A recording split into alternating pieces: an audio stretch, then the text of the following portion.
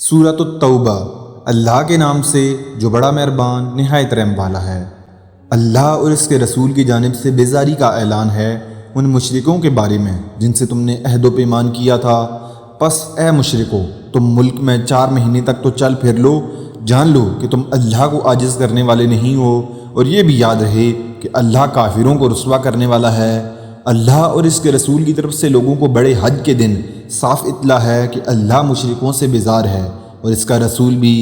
اگر اب بھی تم توبہ کر لو تو تمہارے حق میں بہتر ہے، اور اگر تم روگردانی کرو تو جان لو کہ تم اللہ کو ہرا نہیں سکتے، اور کافروں کو دکھ کی مار کی خبر پہنچا دیجئے، سوائے ان مشرکوں کے جن سے تمہارا معاہدہ ہو چکا ہے، اور انہوں نے تمہیں ذرا بھی نقصان نہیں پہنچایا، اور نہ کسی کی تمہارے خلاف مدد کی ہے، تو تم بھی ان کے معاہدے کی مدت ان کے ساتھ پوری کرو۔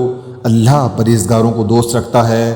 پھر حرمت والے مہینوں کے گزرتے ہی مشرکوں کو جہاں پاؤ قتل کر ڈالو، انہیں گرفتار کرو، ان کا محاصرہ کر لو، اور ان کی طاق میں ہر گھاٹی میں جا بیٹھو۔ ہاں، اگر وہ توبہ کر لیں اور نماز کی پابند ہو جائیں اور زکوٰۃ ادا کریں تو تم ان کی راہیں چھوڑ دو، یقیناً اللہ تعالیٰ بخشنے والا مہربان ہے۔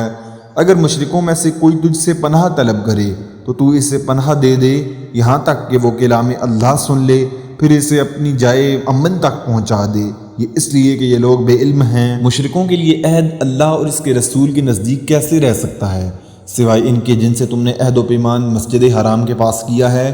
جب تک وہ لوگ تم سے معاہدہ نبھائیں تم بھی ان سے وفاداری کرو۔ اللہ تعالیٰ متقیوں سے محبت رکھتا ہے۔ ان کے وعدوں کا کیا اعتبار، ان کا اگر تم پر غلبہ ہو جائے تو نہ یہ قرابت داری کا خیال کریں نہ عہد و پیمان کا۔ اپنی زبان سے تمہیں پرچار رہے ہیں لیکن ان کے دل نہیں مانتے، ان میں سے اکثر تو فاسق ہیں۔ انہوں نے اللہ کی آیتوں کو بہت کم قیمت پر بیچ دیا اور اس کی راہ سے روکا، بہت برا ہے جو یہ کر رہے ہیں۔ یہ تو کسی مسلمان کے حق میں کسی رشتہ داری کا یا عہد کا مطلق لحاظ نہیں کرتے، یہ ہیں ہی حد سے گزرنے والے۔ اب بھی اگر یہ توبہ کر لیں اور نماز کے پابند ہو جائیں اور زکوٰۃ دیتے رہیں تو تمہارے دینی بھائی ہیں۔ ہم تو جاننے والوں کے لیے اپنی آیتیں کھول کھول کر بیان کر رہے ہیں۔ اگر یہ لوگ عہد و پیمان کے بعد بھی اپنی قسموں کو توڑ دیں اور تمہارے دین میں طعنہ زنی کریں تو تم بھی ان سرداران کافروں سے بھڑ جاؤ، ان کی قسمیں کوئی چیز نہیں۔ ممکن ہے کہ اس طرح وہ بھی باز آ جائیں۔ تم ان لوگوں کی سرکوبی کے لیے کیوں تیار نہیں ہوتے جنہوں نے اپنی قسموں کو توڑ دیا اور پیغمبر کو جلا وطن کرنے کی فکر میں ہیں، اور خود ہی اول بار انہوں نے تم سے چھیڑ کی ہے؟ کیا تم ان سے ڈرتے ہو؟ اللہ ہی زیادہ مستحق ہے کہ تم اس کا ڈر رکھو، بشرط یہ کہ تم ایمان والے ہو۔ ان سے تم جنگ کرو، اللہ تعالیٰ انہیں تمہارے ہاتھوں عذاب دے گا، انہیں ذلیل و رسوا کرے گا، تمہیں ان پر مدد دے گا اور مسلمانوں کے کلیجے ٹھنڈے کرے گا، اور ان کے دل کا غم و غصہ دور کرے گا۔ وہ جس کی طرف چاہتا ہے رحمت سے توجہ فرماتا ہے، اللہ جانتا بوجھتا حکمت والا ہے۔ کیا تم یہ سمجھ بیٹھے ہو کہ تم چھوڑ دیے جاؤ گے، حالانکہ اب تک اللہ نے تم میں سے انہیں ممتاز نہیں کیا جو مجاہد ہیں اور جنہوں نے اللہ کے اور اس کے رسول کے اور مومنوں کے سوا کسی کو ولی دوست نہیں بنایا۔ اللہ خوب خبردار ہے جو تم کر رہے ہو۔ مشرکوں کو نہیں پہنچتا کہ اللہ کی مسجدیں آباد کریں، خود اپنے کفر کی وقت گواہی دے کر ان کا تو سب کیا دھرا اکارت ہے اور وہ ہمیشہ آگ میں ہی رہیں گے۔ اللہ کی مسجدوں کی رونق و آبادی تو ان کے حصے میں ہے جو اللہ پر اور قیامت کے دن پر ایمان رکھتے ہوں، نمازوں کے پابند ہوں، زکوٰۃ دیتے ہوں، اللہ کے سوا کسی سے نہ ڈرتے ہوں۔ توقع ہے کہ یہی لوگ ہدایت یافتہ ہیں۔ کیا تم نے حاجیوں کو پانی پلا دینا اور مسجد حرام کی خدمت کرنا اس کے برابر کر دیا ہے جو اللہ اور آخرت کے دن پر ایمان لائے اور اللہ کی راہ میں جہاد کیا؟ یہ اللہ کے نزدیک برابر کے نہیں، اور اللہ تعالیٰ ظالموں کو ہدایت نہیں دیتا۔ جو لوگ ایمان لائے، ہجرت کی، اللہ کی راہ میں اپنے مال اور اپنی جان سے جہاد کیا، وہ اللہ کے ہاں بہت بڑے مرتبے والے ہیں، اور یہی لوگ مراد پانے والے ہیں۔ انہیں ان کا رب خوشخبری دیتا ہے اپنی رحمت کی اور رضامندی کی اور جنتوں کی، ان کے لیے وہاں دوامی نعمت ہے، وہاں یہ ہمیشہ رہنے والے ہیں۔ اللہ کے پاس یقیناً بہت بڑے ثواب ہیں۔ اے ایمان والو، اپنے باپوں کو اور اپنے بھائیوں کو دوست نہ بناؤ، اگر وہ کفر کو ایمان سے زیادہ عزیز رکھیں۔ تم میں سے جو بھی ان سے محبت رکھے گا وہ پورا گناہ گار ظالم ہے۔ آپ کہہ دیجئے کہ اگر تمہارے باپ اور تمہارے لڑکے اور تمہارے بھائی اور تمہاری بیویاں اور تمہارے کنبے قبیلے اور تمہارے کمائے ہوئے مال اور وہ تجارت جس کی کمی سے تم ڈرتے ہو اور وہ حویلیاں جنہیں تم پسند کرتے ہو اگر یہ تمہیں اللہ سے اور اس کے رسول سے اور اس کی راہ کے جہاد سے بھی زیادہ عزیز ہیں تو تم انتظار کرو کہ اللہ اپنا عذاب لے آئے۔ اللہ تعالیٰ فاسقوں کو ہدایت نہیں دیتا۔ یقیناً اللہ تعالیٰ نے بہت سے میدانوں میں تمہیں فتح دی ہے، اور حنین کی لڑائی والے دن بھی جبکہ تمہیں اپنی کثرت پر ناز ہو گیا تھا، لیکن اس نے تمہیں کوئی فائدہ نہ دیا، بلکہ زمین باوجود اپنی کشادگی کے تم پر تنگ ہو گئی، پھر تم پیٹھ پھیر کر مڑ گئے۔ پھر اللہ نے اپنی طرف کی تسکین اپنے نبی پر اور مومنوں پر اتاری، اور اپنے وہ لشکر بھیجے جنہیں تم دیکھ نہیں رہے تھے، اور کافروں کو پوری سزا دی۔ ان کفار کا یہی بدلہ تھا۔ پھر اس کے بعد بھی جس پر چاہے اللہ تعالیٰ اپنی رحمت کی توجہ فرمائے گا۔ اللہ ہی بخشش و مہربانی کرنے والا ہے۔ اے ایمان والو، بے شک مشرک بالکل ہی ناپاک ہیں، وہ اس سال کے بعد مسجد حرام کے پاس بھی نہ پھٹکنے پائیں۔ اگر تمہیں مفلسی کا خوف ہے تو اللہ تمہیں دولت مند کر دے گا اپنے فضل سے اگر چاہے۔ اللہ تعالیٰ علم و حکمت والا ہے۔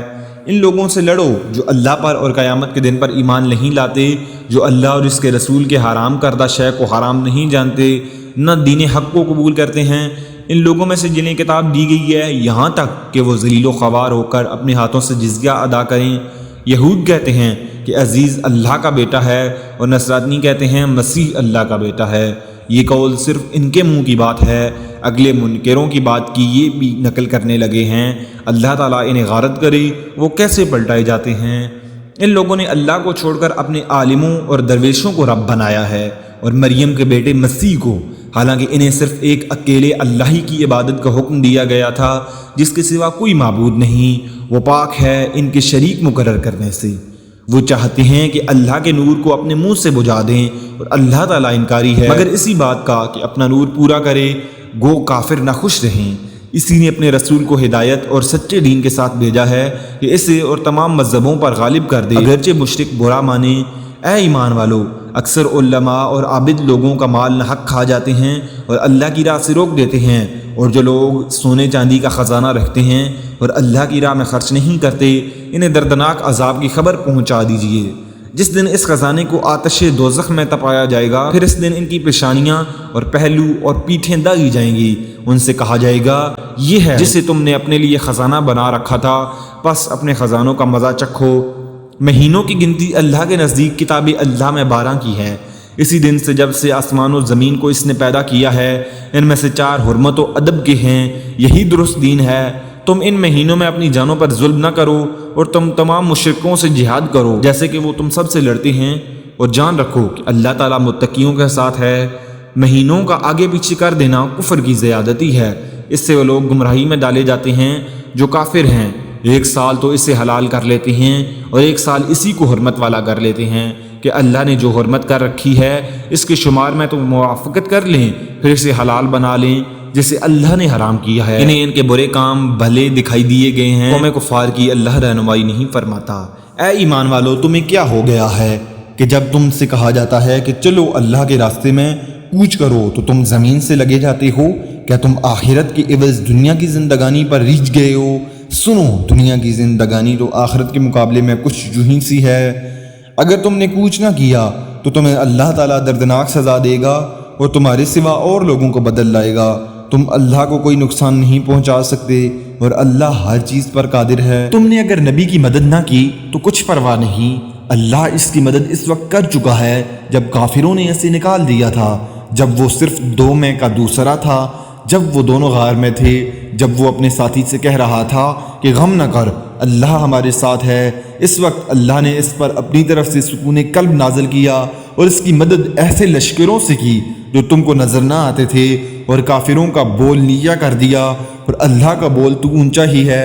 اللہ زبردست اور دانا اور بینا ہے۔ نکل کھڑے ہو، چاہے ہلکے پھلکے ہو تو بھی اور بھاری بھرکم ہو تو بھی، اور راہ رب میں اپنے مال و جان سے جہاد کرو، یہی تمہارے لیے بہتر ہے اگر تم میں علم ہے۔ اگر جلد وصول ہونے والا مال و اسباب ہوتا اور ہلکا سا سفر ہوتا تو یہ ضرور آپ کے پیچھے ہو لیتے، لیکن ان پر تو دوری اور دراز کی مشکل پڑ گئی۔ اب تو یہ اللہ کی قسمیں کھائیں گے کہ اگر ہم میں قوت اور طاقت ہوتی تو ہم یقیناً آپ کے ساتھ نکلتے۔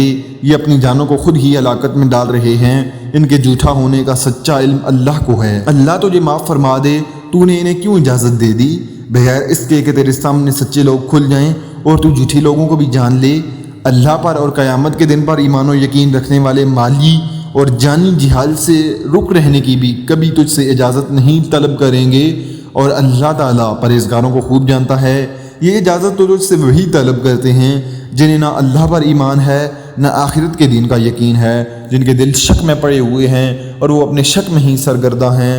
اگر ان کا ارادہ جہاد کے لیے نکلنے کا ہوتا تو وہ اس سفر کے لیے سامان کی تیاری کر رکھتے، لیکن اللہ کو ان کا اٹھنا پسند ہی نہ تھا، اس لیے انہیں حرکت سے ہی روک دیا اور کہہ دیا گیا کہ تم بیٹھنے والوں کے ساتھ بیٹھے ہی رہو۔ اگر یہ تم میں مل کر نکلتے بھی تو تمہارے لیے صفائے فساد کے اور کوئی چیز نہ بڑھاتے، بلکہ تمہارے درمیان خوب گھوڑے دوڑا دیتے اور تم میں فتنے ڈالنے کی تلاش میں رہتے۔ ان کے ماننے والے خود تم میں موجود ہیں اور اللہ ان ظالموں کو خوب جانتا ہے۔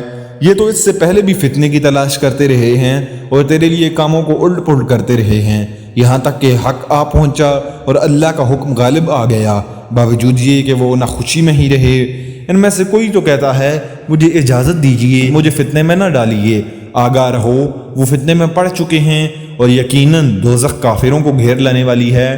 آپ کو اگر کوئی بھلائی مل جائے تو انہیں برا لگتا ہے، اور کوئی برائی پہنچ جائے تو یہ کہتے ہیں کہ ہم نے تو اپنا معاملہ پہلے سے ہی درست کر لیا تھا، پھر تو بڑے ہی اتراتے ہوئے لوٹتے ہیں۔